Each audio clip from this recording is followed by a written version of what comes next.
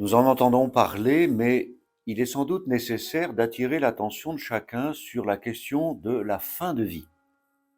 Camouflée derrière des expressions comme mourir dans la dignité ou suicide assisté, cette question demeure bien celle d'un homicide, qu'on le veuille ou non. Une convention citoyenne regroupant 184 personnes tirées au sort travaille la question de décembre jusqu'à mars. Et le Parlement devrait ensuite ouvrir un débat.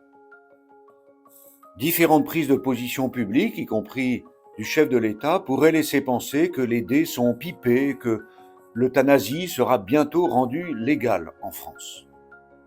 Alors, il ne s'agit pas pour nous d'être pour ou contre le pouvoir en place, mais de nous engager à protéger la vie, la dignité de toute personne humaine. Le seul droit fondamental est en fait celui de vivre. La vraie dignité réside dans le fait d'être aimé et d'aimer. Comment alors engager des politiques de prévention du suicide et légaliser ce qui est appelé pudiquement aide active à mourir? Comment comprendre que pendant la crise sanitaire, il fallait sauver des vies et que maintenant on demanderait aux soignants de donner la mort à certains patients? Comment alors garder confiance dans le corps médical? Comment se référer encore à la fraternité républicaine en envisageant de supprimer ce qui serait encombrant ou trop coûteux pour le système de santé? Et quels critères de sélection? Pourquoi vouloir légiférer maintenant alors que la loi actuelle, qui n'a que 7 ans, n'est toujours pas appliquée partout, en particulier dans le déploiement des soins palliatifs?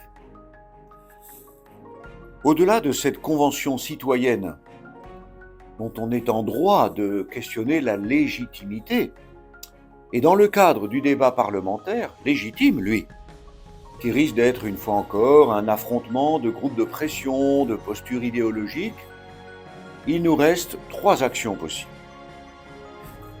Celle du citoyen, qui écrit à son député et à son sénateur pour demander un vote en conscience qui respecte et protège la vie.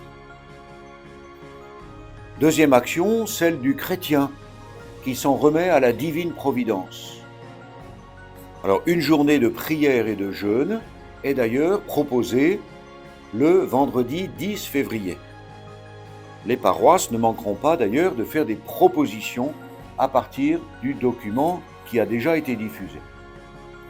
Troisième action, parallèlement, on peut aussi lire et travailler le document des évêques de France intitulé « Ô mort, où est ta victoire ?» On le trouve sur le site de l'Église catholique en France, église.catholique.fr.